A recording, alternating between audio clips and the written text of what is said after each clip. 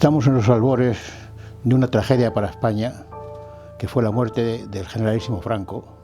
En aquel día, yo me recuerdo que estaba trabajando, cuando dieron la noticia, aunque la habían dado a las 5 de la mañana, yo no me enteré hasta las 8 de la mañana. Entonces dejé mi trabajo y me dirigí a la Plaza de Oriente. ¿Y cuál fue mi sorpresa cuando me encontré que no podíamos ni entrar, que aquello era una avalancha de fervor, de gente que estaba esperando para dar su último adiós al hombre que había sido todo para España? Fue algo tremendo. El caudillo había sido para el pueblo español durante tanto tiempo como el padre de la nación. Aquello fue el mayor testimonio de que un pueblo estaba encantado de todo lo que nos había traído él y lo que había mantenido. Ciertamente a un tirano no se le hace eso. Tenía 19 años, sentí una sensación enorme de orfandad porque había desaparecido al que nosotros habíamos considerado siempre el César. Es la primera vez que veo a mi padre, un tipo curtido en 1000 batallas, un hombre muy serio, muy honesto y muy cabal, militar y abogado, que se le cayeran las lágrimas. Pero además unas lágrimas que no le salían de, digamos, sino de la profundidad de su alma, y eso me conmovió sobremanera. Nunca olvidaré el mar de pañuelos que con el grito de Franco, Franco, Franco se despidió al féretro del generalísimo. Recuerdo perfectamente las colas de 8 y 9 horas, colas inmensas, multitudinarias, porque hay que tener en cuenta que apenas cada persona podía estar ante el féretro de Franco unos segundos, el tiempo justo para persignarse y nada más, ¿no? Con lo cual uno se puede imaginar la cantidad ingente de personas que pasaron por delante del féretro de Franco, ¿no? Los españoles que habían vivido el franquismo hacían colas en el centro de Madrid de hasta 13 y 14 horas para rendir un último tributo al jefe del Estado. Ya a esos no les ibas a contar que España era Biafra y un país intolerante donde se malvivía hasta que el dictador desapareció. A esos no se lo puedes contar, pues lo vivieron. Iba gente de todo tipo, iban gente de todas las edades, de todas las clases sociales, vestidos de trabajo, muchos de ellos venían con sus monos de trabajo, otros eran jóvenes con barbas, así tipo progres, y algunos lloraban también, esos jóvenes y esos obreros. Fue impresionante, además en unos días de un frío intensísimo, con un agotamiento, y había personas de todas las edades, mayores, medianas, niños, que todos querían despedirse de su caudillo. Y vi a la gente cómo le lloraba, cómo después de haberle vestido con sus mayores galas, pasaba por delante de él con un fervor, con una sensación de nostalgia, de orfandad, como no se puede usted imaginar. Fue algo tremendamente doloroso.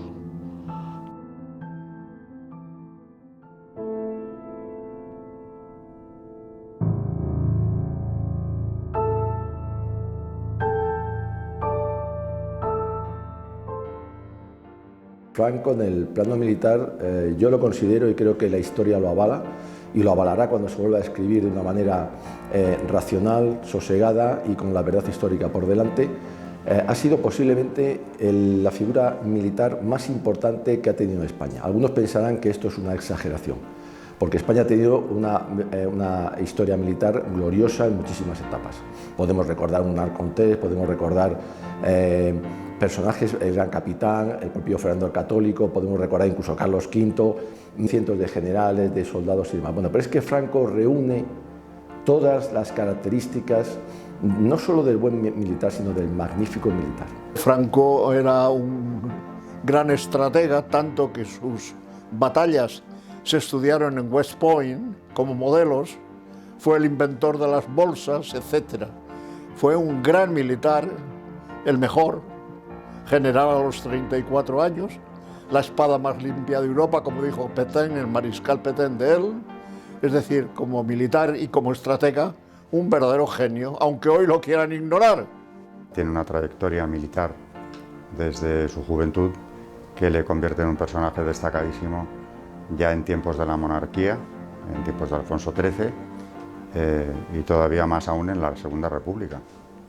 O sea que tiene una trayectoria brillantísima, es un general africanista, que es como se llamaba a los destinados en el protectorado de Marruecos, que hacían allí por eso carreras mucho más rápidas que las de los militares de la península por méritos de guerra.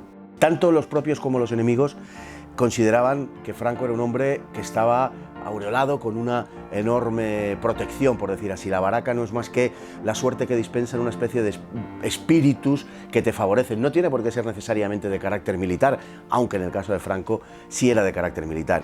Si ves su currículum, pues 5 ascensos por méritos de guerra, desde capitán hasta general, 3 laureadas individuales, la laureada colectiva, medalla militar individual.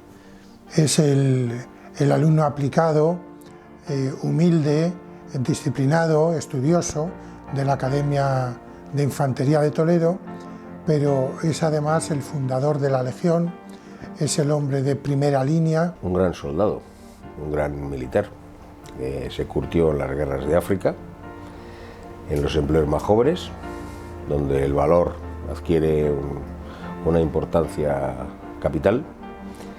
Allí demostró grandes dotes de mando, desde el principio, desde teniente, que luego demostró con creces al mando de la Legión. Hizo el primer puente aéreo de la historia, pasó el ejército de Marruecos a la península con unos pocos aviones que eran españoles, menos algunos alemán de Italia, y luego pues enlazó con las tropas de Mola, que estaban sin municiones en el norte, y avanzó hacia Madrid. En unos meses se plantó en Madrid, cuando estaba todo el ejército, digamos todos los medios materiales estaban en poder de la República, la aviación, la armada, las industrias, las fábricas. Si eso no son méritos militares, pues... Hay un legado personal de honradez, de amor a España y de amor a Dios. Y de él hubo algunos que dijeron que el general Franco era un hombre de formación militar, por tanto, lo único que tenía era sentido común, pero tenía mucho. Si uno se recoge las ordenanzas militares y empieza a analizarlas, pues ve que todas las virtudes que en ellas se reflejan las podemos ver en la persona del Franco militar desde el principio hasta el final.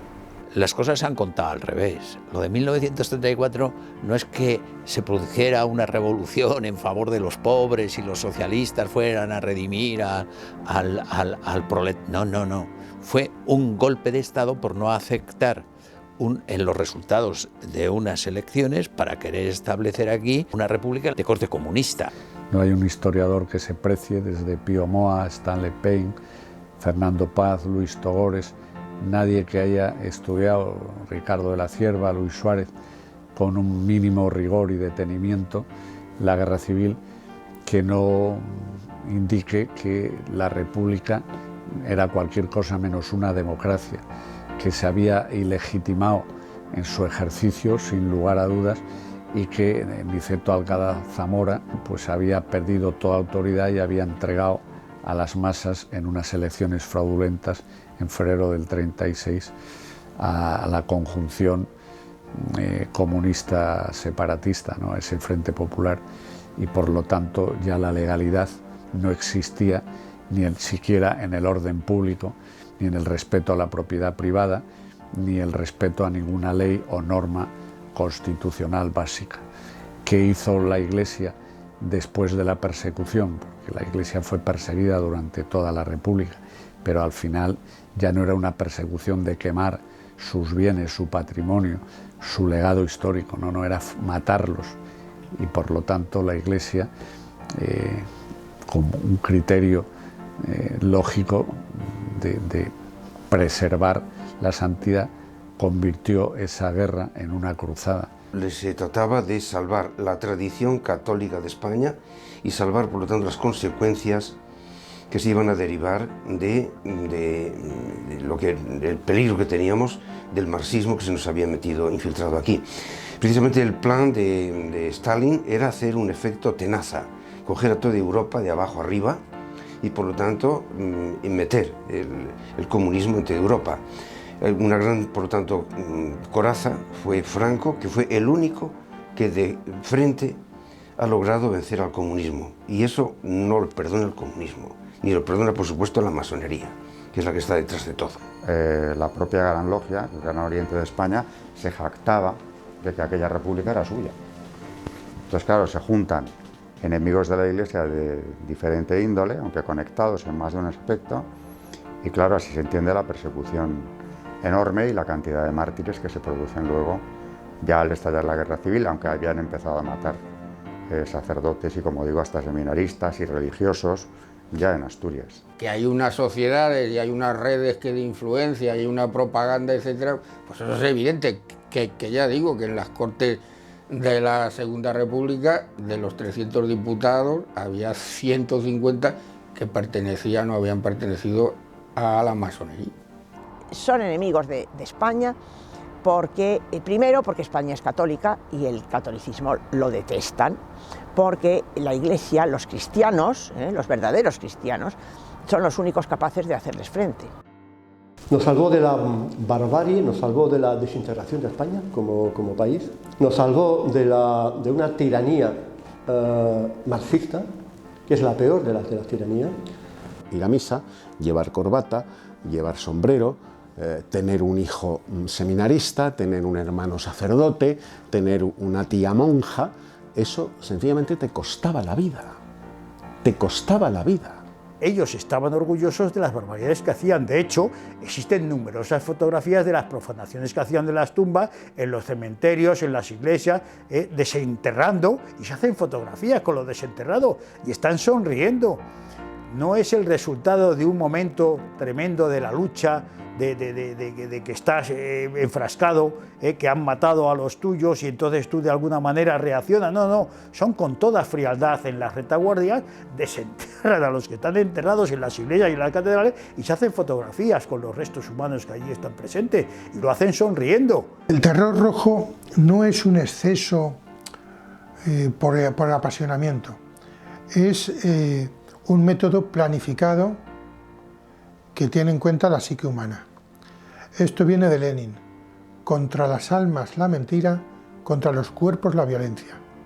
Es decir, ellos saben que pegando a la gente y matándola, pues el enemigo se asusta, se quedan metidos en casita y no se les oponen. De manera que ejercer este terror pues es algo que a ellos les, forma parte de su plan. Ahora no, ahora ya han cambiado de métodos y se han convertido en algo mucho más inteligente, ¿no? La doctrina de Gramsci está teniendo repercusión y lo que se hacen es adueñarse de la cultura, que es en definitiva adueñarse de las conciencias. Se olvida que precisamente el muro de Berlín, el bloque comunista, cae precisamente cuando los obreros en Gans, en Polonia, se sublevan precisamente contra el comunismo. Es decir, son los obreros los que echan abajo el régimen comunista en Europa. Han fabricado una leyenda negra sobre el régimen de Franco en general y sobre la figura del general Franco muy en particular. La historia ha sido falsificada de una manera sistemática. En este libro explico cómo la guerra no ha sido asimilada y está dando lugar a un envenenamiento de la convivencia en España. Efectivamente se está produciendo un lavado de cerebro de muchas generaciones, pero también hay que decir que dado el estado al que han conducido a la educación actual, pues me parece que va a tener poco efecto sobre la población.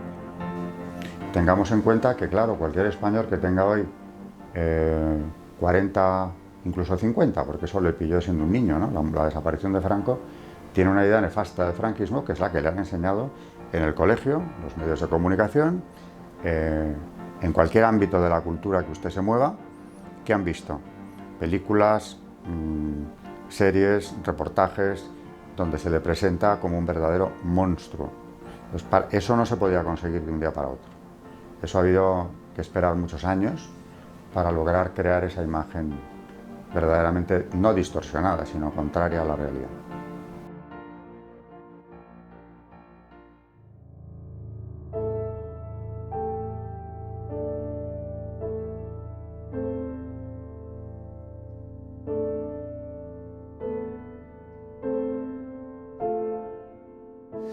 Mi padre, Gonzalo Fernández de la Mora, fue ministro de Franco, fue ministro durante 3 o 4 años en la última etapa de su vida.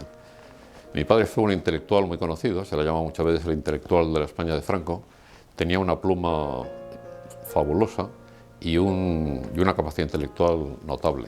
Yo diría que su descripción de Franco, al que conoció íntimamente, es probablemente de las más fiables que podemos encontrar.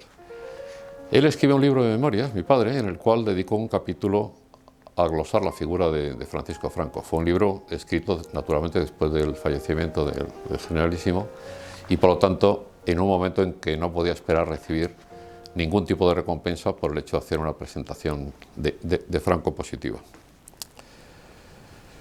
En ese capítulo empieza de la forma siguiente. Según los bibliógrafos, Franco es, junto a Napoleón, la figura contemporánea sobre la que se ha escrito más.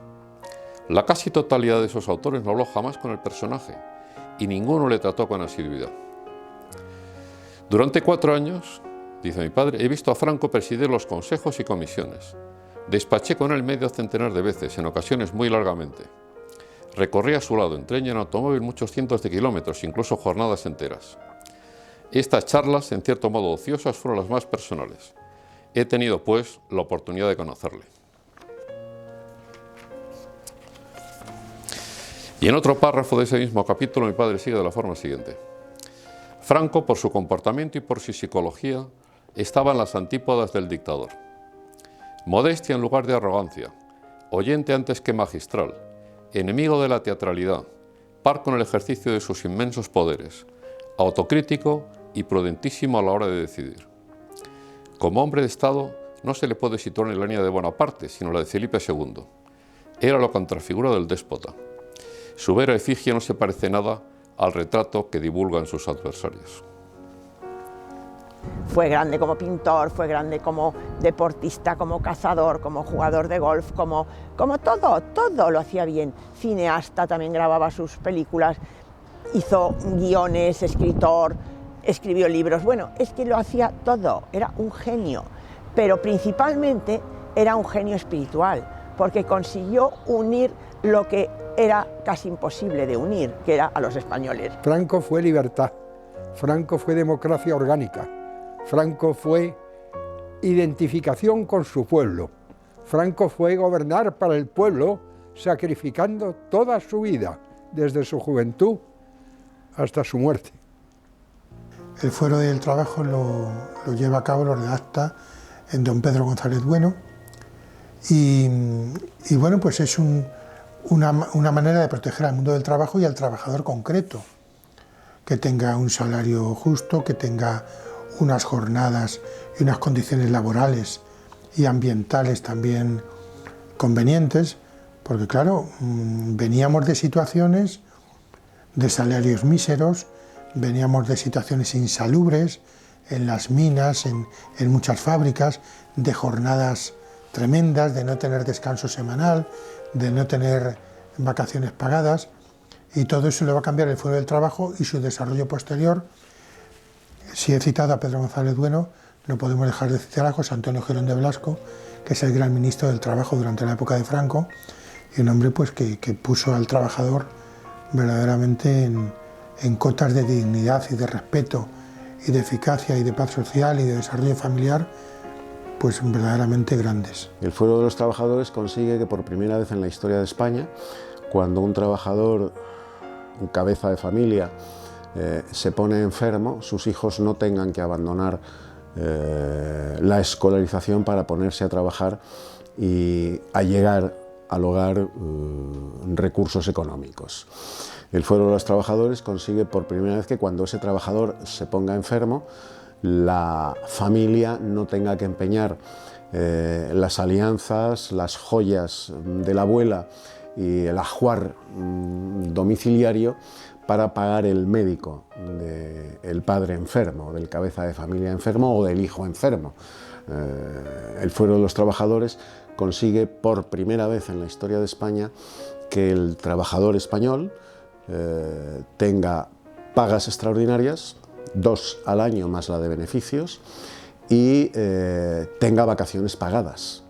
El Fuero de los Trabajadores consigue que los trabajadores españoles por primera vez en la historia de España vean que el fruto de su esfuerzo fragua en vivienda en propiedad, segunda vivienda en propiedad.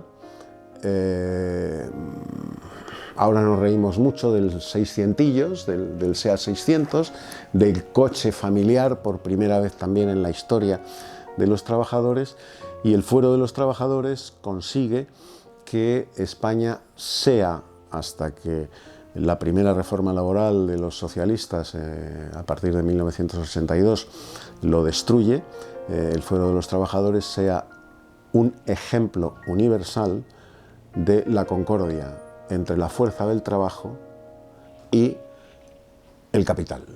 El plus de cargas familiares, el plus de vida cara, el plus de carestía de la vida, que era otro diferente. En definitiva, se habían ido creando una serie de seguros: seguro de enfermedad, el seguro de invalidez. Más tarde, ya en los 60, incluso la seguridad social, que yo he llegado a oír luego de algún desinformado que la crea Felipe González. La seguridad social es una creación de Franco. La seguridad social fue uno de los logros verdaderamente excepcionales del régimen de Franco. Yo, que he conocido a mujerucas con un pañolón negro en la puerta de sus casas pidiendo ayuda para el entierro de sus deudos, pienso que aquella estampa sombría, tenebrosa, de una España que no se podía poner de pie, fue sustituida por la alegría y por la confianza de unas estructuras políticas que ofrecieron unas posibilidades que antes no existían. Pone a España a construir, a producir, primero a rehacer lo que se ha destruido, que es inmenso, y luego es puntero en traer aquí empresas de automóviles que no existían entonces, es puntero en electrificar la red de ferrocarriles, que era una patata prácticamente, empezar a diseñar las carreteras. ¿Para qué vamos a hablar de los pantanos? Él es consciente, es un hombre del pueblo, ha vivido la sequía pertinaz que decía, la que vivimos hoy. Hoy hablamos de que es que los pantanos como están. Bueno, son los pantanos de Franco que construyó él, porque él sabía que España es un país seco y que no queda más remedio que el agua que tenemos emplearla bien. Hoy se sigue mal empleando. Por eso la labor social de Franco es ingente, da a España un salto que nunca volverá a darse, porque hoy podemos decir que hay muchos avances técnicos, siempre el ser humano avanza, pero es que no es comparable con lo que hizo él en su trabajo. Los grandes puertos, los grandes aeropuertos, el sistema de comunicaciones, todo eso que se hizo en España se hizo además sin necesidad de los partidos. Las grandes conquistas sociales se hizo sin partidos políticos, sin sindicatos partidistas, sin huelgas, se hizo mediante la legislación y mediante los tribunales, en este caso los tribunales de trabajo. Y las grandes reformas en el campo, los grandes regadíos, se hicieron sin expropiaciones demagógicas. Se expropiaba cuando no había más remedio, pero se respetaba enormemente. La combinación en el sistema financiero se hacía con un sistema público y un sistema privado. Había miles de bancos y cajas de ahorros, todos ganaban dinero y todos hacían un servicio a las personas y a la iniciativa privada. Entonces, todo eso, como son realidades claramente que están ahí a los ojos de todos, hay que ocultarlas. ¿Y cómo se ocultan? Mintiendo, difamándole, llamando de dictador, asesino, genocida. Poco antes de morir entrevistamos a Utrera Molina, uno de sus mejores ministros, que nos decía que Franco era una persona muy comprensiva, muy dialogante, lo más opuesto a alguien que imponía las cosas, ¿no? Cuando había una reunión, una consulta, escuchaba a uno, a otro, ¿qué le parece a usted esto, lo otro? Lo pensaba, lo moderaba rectamente, pero no era una persona que imponía, ¿no? Sino que consultaba mucho, se asesoraba bien y realmente tomaba la sana decisión, ¿no? La justa decisión. O sea, realmente esa figura que nos han hecho es una caricatura de Franco. O sea, no era un dictador, era un buen cristiano que tomaba decisiones para el bien común. España pasa de ser un país muy atrasado económicamente en relación con Europa a convertirse en una de las 10 primeras potencias mundiales a nivel industrial. Solamente ya en datos, cuando hablamos de datos económicos o de legislación social, ese debate la izquierda no lo quiere jamás seguir, porque los datos son tan contundentes que no pueden negarlo. Bueno, a mí en un programa de televisión me llegaron a decir, un antifranquista, claro, que la España de Franco se parecía a Biafra. Le contesté, yo soy unos años mayor, no muchos más, pero unos años más que usted tengo, y a mí usted no me puede decir eso, porque yo no soy un estudioso del tema, yo lo he vivido. Y la España del franquismo no se parecía nada a Biafra. Y le di un dato, la renta per cápita del español, poco antes de la muerte de Franco, a principios de los 70, estaba muy próxima a la renta per cápita de un belga. Un misterio, un expediente X de la historia reciente de España, de la historia de Franco, es cómo es posible que un genocida, que dicen que fue un genocida, un asesino, un fascista, tirano, sanguinario, tuviera el apoyo de un pueblo entero durante 40 años, apoyo unánime. No tuvo ningún tipo de oposición democrática. Los que se le ponían eran comunistas, terroristas, anarquistas. No había ningún demócrata dentro de sus opositores. Totalitarismo del franquismo significaba simplemente que el Estado iba a intervenir en las relaciones entre obreros y patronos, generalmente a favor de los obreros, para impedir que se creara una oposición, un antagonismo de clase, ¿no? Esa era la idea del totalitarismo. Pero el totalitarismo soviético es otra cosa muy distinta.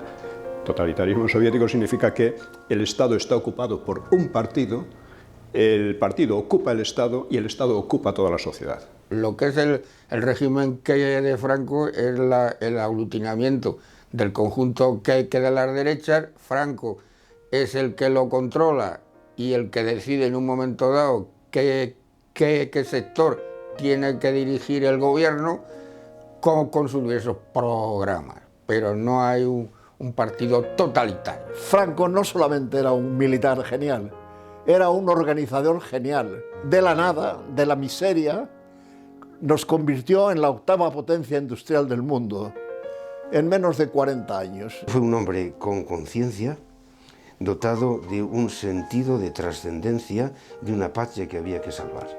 Ni buscó el poder para sí, y además la prueba de que la unión que dio a los españoles es que con pocos medios y todos unidos, él estuvo 40 años tranquilamente, nunca tuvo conflictos con el extranjero. Es más, las embajadas que marcharon de aquí volvieron sin que nadie las llamase, viendo el prestigio que España estaba ganando en el mundo. No viajó, le visitaban. Franco era un ser humano, tuvo sus debilidades y tuvo sus errores, que podían ser pequeños, que podían ser menos que otros, pero tuvo sus errores, evidentemente. A veces se equivocó en poner un ministro, a veces se equivocó al aceptar una ley y demás. Cometió errores, como todos, porque mientras estamos en este mundo, pues nos equivocamos. Él se equivocó lo menos posible, porque siempre hacía mucha oración y tenía mucha ayuda espiritual de Dios. Le mandaba incluso místicas a guiarle y a decirle lo que debía hacer en momentos críticos, como por ejemplo la madre Ramona la Catalana, que se le aparecía en bilocación dentro de su despacho sin haber entrado, cosas milagrosísimas, y que le dijo de parte de Dios que no entrara en la Segunda Guerra Mundial, por ejemplo. El movimiento fue liberación, fue unificación y fue progreso para todos los españoles y sobre todo para los más necesitados, hasta crear esa clase media que fue uno de los logros más notables del franquismo y que pretenden destruir en estos momentos. Franco fue un militar excepcional, un estadista como no ha existido otro en Europa. Y yo diría que en el mundo, que ha mantenido una estabilidad política a lo largo de 40 años, con un pueblo feliz que se le oía cantar y que se le oía crecer a España en aquellos años gloriosos que crearon el milagro español, la 9ª potencia industrial. ¿Para qué vamos a hablar? Entrega de 1000 viviendas por día durante años. Algo verdaderamente increíble.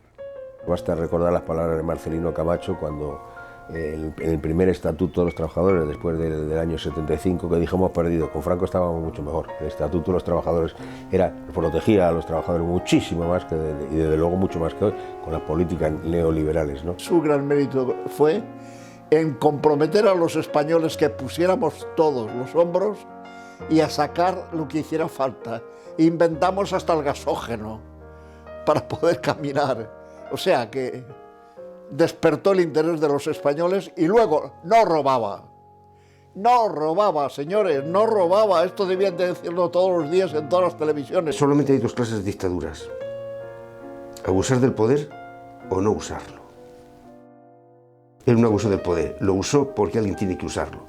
Desgraciadamente nos está faltando eso, pues estamos como estamos. En el franquismo había mucha libertad personal. ¿Qué es la libertad personal? La libertad personal es aquella que tienen las personas sin intervención del Estado. Por poner un ejemplo, usted puede viajar donde le dé la gana. Eso es libertad personal. El Estado no va a regular eso. Pero en los países comunistas sí se regulaba. En la Unión Soviética usted no podía viajar a donde le diera la gana, tenía que tener autorizaciones y no sé qué. Bueno, pues en España eso no ocurría. Es un ejemplo, ¿no? Poder estudiar lo que le diera la gana, salir al extranjero, volver, en fin. Franco, ¿cómo va a ser un dictador? Franco dio las mayores libertades que ha tenido el pueblo español a lo largo de su historia. Libertades personales, libertades cívicas, de poder salir a la calle, de tener trabajo, de tener respeto y dignidad, la persona más humilde, sin el abuso del empresario ni del patrón. Eso es libertad. Los países que adoptaron el marxismo en cualquier parte del mundo han terminado en verdaderos desastres absolutos. Por lo tanto, no es una cuestión de la cultura, si es de África, si es de Hispanoamérica, si es de Asia, no, han fracasado siempre entre baños de sangre y toneladas de miseria. La masonería está actuando y luego está el liberalismo. El liberalismo ha sido siempre la puerta de la dictadura del proletariado. Han sido los tontos útiles que siempre terminan abriéndole la puerta al marxismo, al socialismo y al comunismo.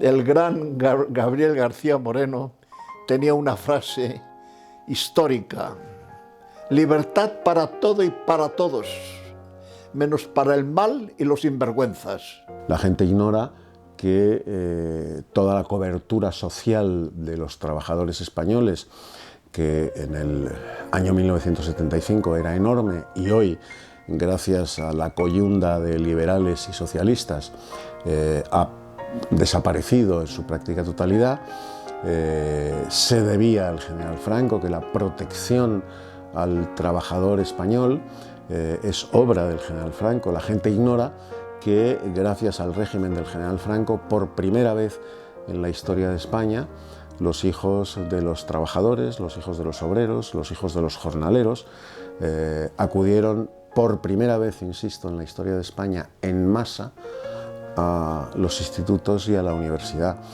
La gente ignora que el régimen de Franco elimina radicalmente de los hogares españoles, de la inmensa mayoría de los hogares españoles, elimina el raquitismo, o sea, el hambre y la ignorancia. Por sus frutos los conoceréis, dijo el Señor. Es evidente que la democracia da frutos malos, que se mata a los niños antes de nacer, a las criaturitas, una cosa que hay que tener muy presente. 100.000 niños asesinados cada año por aborto legal en España. Bueno, todas estas cosas que hacen ahora legalmente. La eutanasia, los secuestros, los suicidios, la violencia doméstica, el terrorismo, las mafias de todo tipo, las mafias de explotación. La evolución social ha hecho que el mundo se oponga ferozmente a cualquier principio que no emane del liberalismo político y de las mayorías electorales. Por tanto, la Iglesia es un obstáculo para el dominio absoluto no solo de los cuerpos, sino de las almas de las personas. Es decir, el testimonio de la fe y de la verdad se convierte directamente en un conflicto gravísimo. Y ese ayornamiento es una manera de evitar un choque de trenes que después de 50 o 60 años vemos que aún ahora sigue siendo inevitable. El precio de la libertad es el precio de la cruz. Si queremos ser libres con Cristo, tenemos que estar dispuestos a pagar el precio de la cruz. El que dé la cara por mí delante de los hombres, dice el Señor, también yo daré la cara por él delante de mi Padre del cielo. Realmente hay un odio a la cruz. Los hijos de las tinieblas siempre odian a los hijos de la luz, ¿no? Son más astutos y realmente quieren denigrar todo lo que hizo Franco, todo el bien que hizo por la Iglesia, ¿no? Para empezar, librarnos del exterminio comunista. La Iglesia tuvo que surgir casi de sus cenizas, porque prácticamente quedó casi destruida, con 7.000 sacerdotes, entre religiosos y sacerdotes asesinados, 13 obispos asesinados, y la destrucción de aquel patrimonio maravilloso que tuvimos, y tantísimo como hubo que levantar, no se sabe cómo con tan pocos medios económicos pudo hacer aquel hombre lo que hizo. Las costumbres se degradaron en el momento que penetró todo lo que había de malo en Europa, y sobre todo lo que más daño ha hecho a la sociedad han sido las televisiones.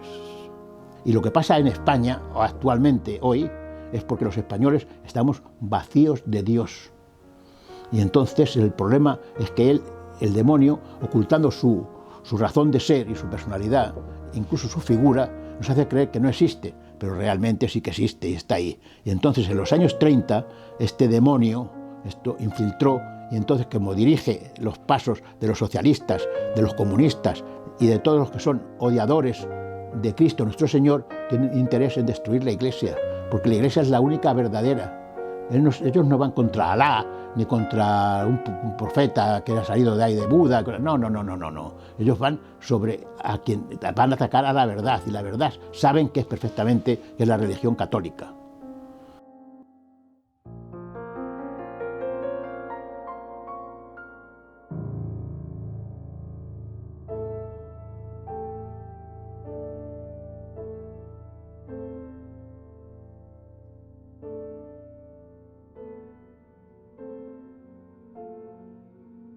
El primer rasgo que yo creo que caracteriza el pensamiento de Franco es su fe católica. Una fe católica coherente, y cuando se ve en el poder, pone ese poder al servicio del reinado social de Cristo. En los años 60, el número de seminaristas en España superaba los 20.000. Los historiadores nos movemos con datos. Por comparación, ahora me parece que son unos 1.100, 1.200. Ese es un dato para saber de qué estamos hablando. El espíritu católico había penetrado en la sociedad, gracias a que Franco se preocupó de eso. Franco era un católico tan práctico que en las cortes había obispos para que vigilaran, en el buen sentido de la palabra, que las leyes se ajustaran todas a la moral católica, no como ahora, que manda la masonería y la sinagoga de Satanás para hacer leyes que vayan contra la Iglesia católica. Según señalan sus biógrafos, con 18 años ya participó de manera activa en la adoración nocturna. Todos los que le trataron, y yo he hablado con algún sacerdote, me transmiten que era como santo. Recuerdo siempre lo que me dijo una de sus nietas, Mary, que tanto mi abuelo como mi abuela, decían, son las mejores personas que he conocido a lo largo de mi vida. Fueron las personas que me enseñaron a rezar y fueron las personas que me dieron la fe. Era un hombre que antes de la guerra, ya aparte de ser católico practicante, rezaba el rosario todos los días del año.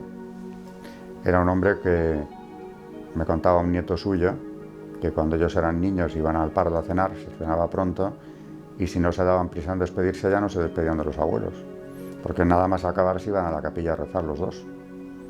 Y me contaba cómo el recuerdo que tenía de ellos, el más frecuente era ver a dos señores arrodillados de espaldas, que estaban ya rezando delante del sagrario. Tuvo durante años la reliquia del brazo de Santa Teresa, a la que tenía una enorme devoción. Tenía mucha devoción a las reliquias, como tantos católicos, como tantos papas.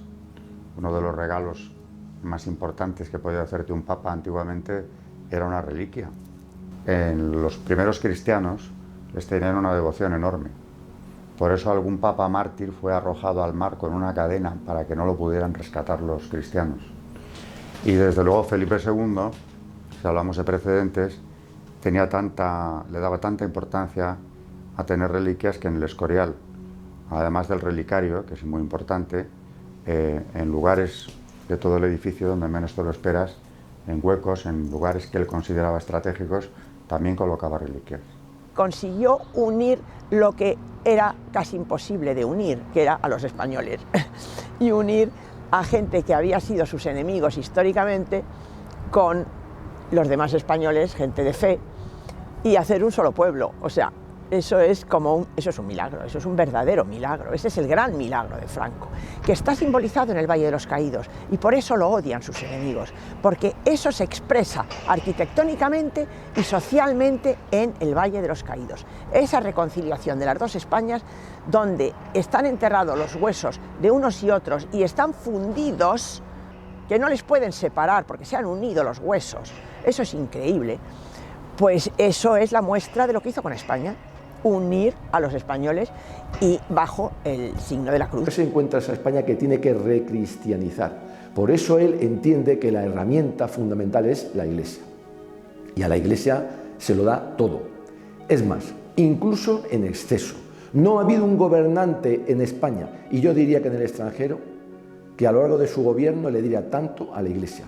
Cuando se negocia y se renueva el concordato en el año 1953, un concordato que procedía de 1853, lo que Franco cede ahí a la Iglesia es prácticamente todo. Luego le da hasta las propiedades.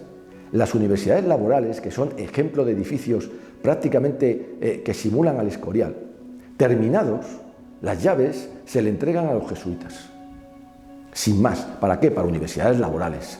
Franco financia el Estado más de 30 seminarios totalmente nuevos, y terminado el edificio, diseñado para ser seminario, las llaves de ese edificio y la propiedad se le entregan a la Iglesia.